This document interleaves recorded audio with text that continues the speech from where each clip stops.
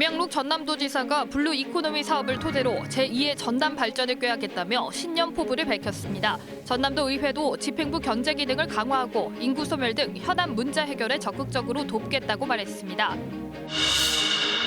기절놀이 사건과 백기기 시험 문제 출제, 지방 의원들의 자질 논란, 대교오염 배출 물질 측정 조작 등 올 한해 전남에서 발생한 주요 사건과 이슈들을 정리했습니다. 내년부터 전남 전 시군에서는 농어민 수당이 지급되는 등 새해 달라지는 것들이 많습니다. 2020년 광주 전남에서 달라지는 주요 내용을 짚어봤습니다.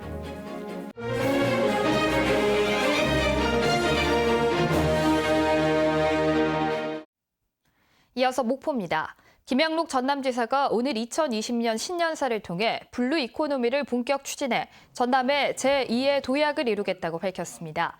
김 지사는 이를 위해 에너지와 관광, 바이오 등 6대 프로젝트를 구체화하고 그 성과가 22개 전 시군으로 확산되도록 하겠다고 말했습니다.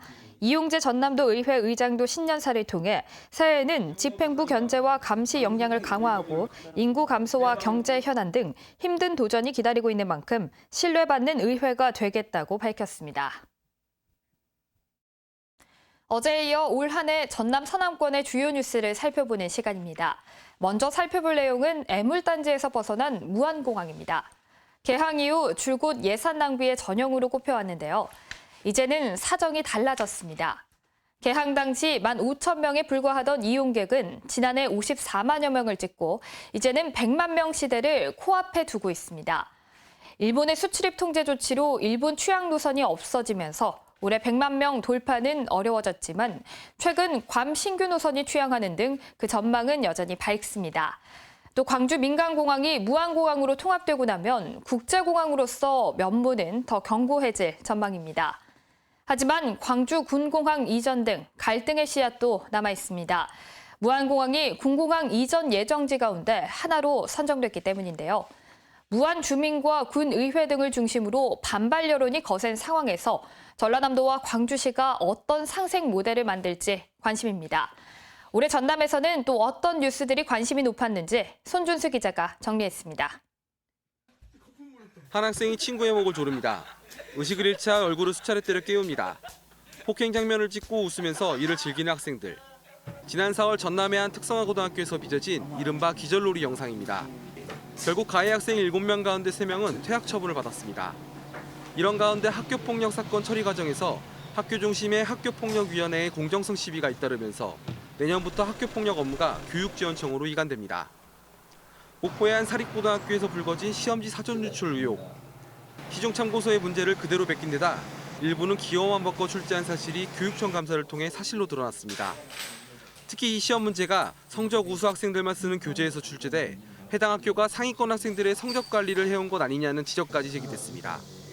일선 학교 성적 관리의 허점이 또 드러나면서 전남의 학교 내신에 대한 학생과 학부모들의 불신은 더 커졌습니다.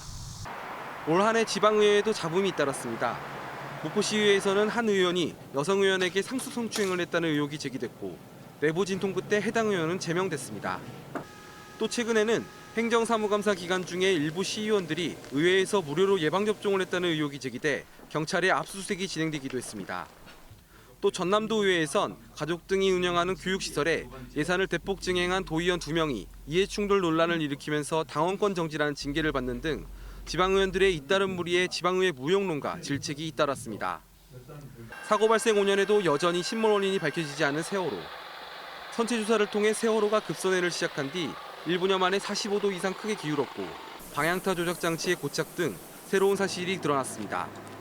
또 진상규명위원회가 영상 녹화 기록 장치인 DVR이 조작됐을 가능성을 제기하면서 또 한 번 국민적 관심을 받았습니다. 이를 계기로 지난 11월 대검찰청 산하에 세월호 참사 특별수사단이 설치됐고 서해청과 목포해경 등에 대한 대대적인 압수수색이 이뤄졌습니다. 가을 태풍은 전남 곳곳에 상처를 남겼습니다. 지난 9월 초 태풍 링링을 시작으로 타파이어 미타까지 한 달 사이 가을 태풍이 3차례 이어지면서 전남에서는 양식장 파손과 농작물 피해가 잇따랐습니다. 흑산도 등은 특별 재난지역으로 선포되는 등 피해액만 수백억 원에 달했고 가을 축제가 잇따라 차질을 빚는 등 이례적인 가을 태풍이 전남에 큰 영향을 미쳤습니다. KBS 뉴스 손주수입니다. 산단 기업들의 대기오염 배출 조작은 올해 지역사회에 큰 파장을 불러일으켰습니다. 조작 사태가 불거진 뒤 수사 진행 상황과 처벌 경과, 그리고 어떤 대책이 나왔는지 등을 양창희 기자가 정리했습니다. 측정 대행업체와 짜고 공장에서 나오는 오염물질의 농도를 조작한 여수산단 대기업들. 환경청 발표가 난 뒤 시민들에게 머리를 숙였습니다. 환경오염에 대한 불안감을 가중시키고 심려를 끼쳐드린 점에 대해 진심으로 깊이 사과드립니다. 뒤늦은 사과로 후폭풍을 잠재울 순 없었습니다. 공장 압수수색, 대기업 임원과 간부의 구속, 검찰 수사가 계속됐고 재판에서는 대기오염 조작이 20년 넘은 관행이었다는 사실도 드러났습니다. 하지만 처벌 수위는 약했습니다. 지금까지 1심이 끝난 재판이 GS칼텍스와 LG화학 등 2건인데 위계 공무집행방해 혐의가 상당 부분 인정되지 않으면서 책임자 등 4명은 집행유예, 다른 12명은 벌금형에 그쳤습니다.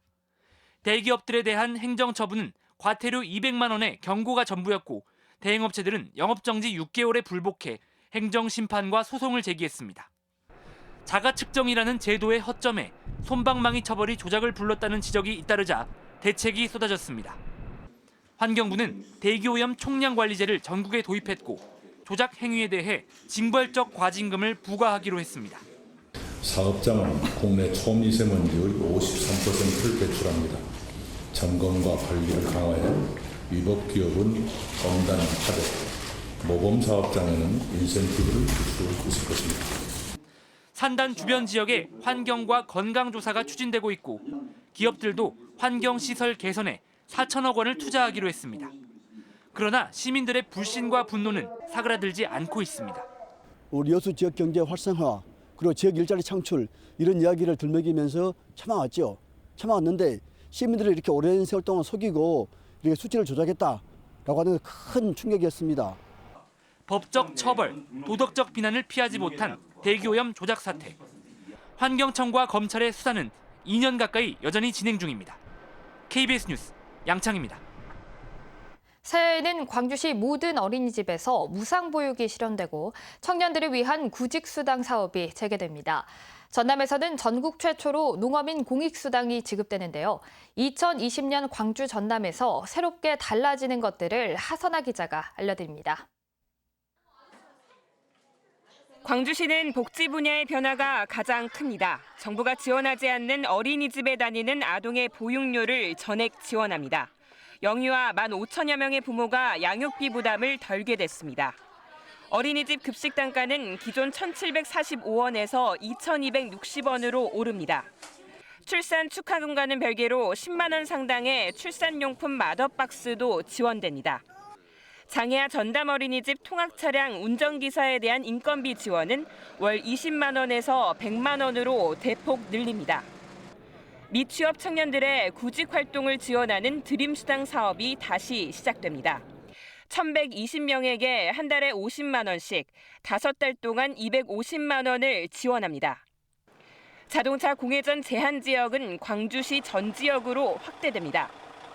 제한 시간은 5도 미만과 25도 이상에선 5분 이내, 5도 이상 25도 미만에선 2분으로 기온에 따라 세분화됩니다. 부실감리 지적이 잇따랐던 성면 제거 작업 감리도 개선돼 오는 6월부터는 일정 능력을 갖춘 성면 감리인만 감리할 수 있고 주기적으로 평가를 받아야 합니다. 전남에서는 전국 최초로 농업인 공익수당을 지급합니다. 연간 60만 원씩 5월과 10월에 2차례에 걸쳐 지역화폐로 지급되며 농어업의 소득이 3,700만 원 이상이면 대상에서 제외됩니다. 소규모 농업인을 위한 농업인 월급제는 22개 전체 시군으로 확대되고 지급 기준도 완화됩니다. 전남 지역 노동자들의 권리 보호와 복지 증진을 위한 전남 노동권익센터도 운영을 시작합니다. KBS 뉴스 하선아입니다. 다음은 희망 2020 나눔 캠페인에 성금을 보내주신 분들입니다. 박우량 신안군수와 직원들이 743만 1,000원을 기탁하셨습니다. 해남군 백년지기 영농조합법인 최원준 대표가 100만 원, 해남읍 북평마을 주민 30만 원, 진도군 진도읍 주민들이 31만 원, 임회면 태창수산 이도현 씨가 50만 원, 지산면 주민들이 25만 원, 임회 제1교회 김규룡 씨와 무명으로 각각 20만 원, 대호 부용중기 이복현 씨, 매정약국 이주진 씨, 임회 해맑음 산악회에서 각각 10만 원, 진도 엘림교회 박철수 씨, 진도 원예사 설임석 씨, 현광고 김현태 씨, 화우정 김정환 씨, 임회 주유소에서 각각 10만 원, 강진군 옴천면 태양광 영농조합법인에서 20만 원, 읍내골 토하 임정열 씨, 남녀 의용소방대 노인회에서 각각 10만 원, 신전면 수양마을 주민 40만 원, 대월마을 주민들이 30만 원, 용정마을 주민 25만 원, 무안군 몽탄면 화산마을 주민들이 23만 8천 원, 몽탄 분회에서 21만 원, 영춘동 마을 주민들이 20만 원, 기동마을 주민들이 18만 3천 원, 저두마을 주민들이 10만 원, 영암군 군서면 모정마을 주민들이 47만 7,500원, 목화정 마을 주민들이 10만 5천 원, 학산면 신봉마을 주민들이 16만 2천 원, 장흥군 용산면 남녀 의용 소방대원들이 20만 원, 포곡마을 주민들과 주민자치위원회에서 각각 10만 원, 신안군 임자면 도차마을 주민들이 30만 원, 최문혁 씨 40만 원, 최진우 씨 14만 5천 원, 치매 안심센터 교육생들이 13만 원, 심강채 씨 10만 원, 목포시 용당동 최의석 씨가 5만 원을 맡기셨습니다. 성금을 보내주신 분들께 감사드립니다. 경자년 새해를 맞아 전남 곳곳에서 해돋이 행사가 잇따라 열립니다. 목포시는 새해 첫날을 맞아 해상 케이블카에서 해돋이를 즐길 수 있도록 오전 6시 30분부터 탑승이 가능하다고 밝혔습니다. 진도군과 해남군은 울돌목과 땅끝마을에서 해돋이 행사를 열고 떡국 나눔 등의 다양한 프로그램을 진행할 예정입니다. 새해 첫 해돋이 시각은 완도 오전 7시 39분, 목포는 오전 7시 42분이며 전남 지역 대부분이 맑은 날씨를 보이면서 해돋이를 볼 수 있을 것으로 보입니다. 목포 대양산업단지의 분양률이 70%를 넘어섰습니다. 목포시는 이달 말 기준으로 대양산단 106만여 제곱미터 가운데 75만 제곱미터가 팔려 분양률 70.6%를 기록해 지난해 말과 비교해 1년 만에 20% 가까운 증가를 기록했다고 밝혔습니다.